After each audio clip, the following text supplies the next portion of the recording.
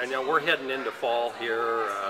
We've had a fairly long, hot summer, but it's cooling off. We got football weather and frost on the cars a little bit, at least up where I live. But when you bring up stuff like frost on the car, and again the changing of the seasons, a couple things come to mind. The things that I noticed, at least during the early morning hours, when the frost is on the window, it tends to give most people that would break into a car and steal your stereo or any of the items inside your car overnight, it gives them a little bit more of a camouflage from an officer or anybody actually that would be driving down the street. They can't see inside the windows of the car. A lot of times people will get inside the car and they'll take the light bulb out of the light that's in the ceiling of the car, and they'll go ahead and do their thing in there pretty much undetected.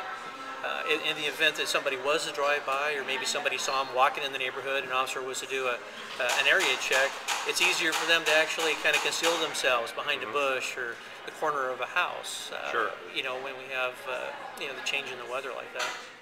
Are there any other crimes or any other aspects that you'd say seasonally or that you see a trend in?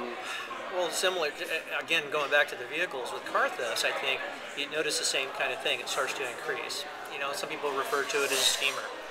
All of us have actually, probably in our lifetime, gone out in the early morning hours where you've got ice caked on your window. Yeah. And you start your car to allow the heater to kick in and start to thaw the glass.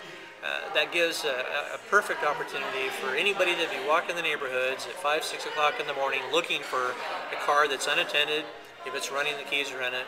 And we usually have an increase in car thefts about the time of year where the weather changes, and also it's darker, longer in the morning.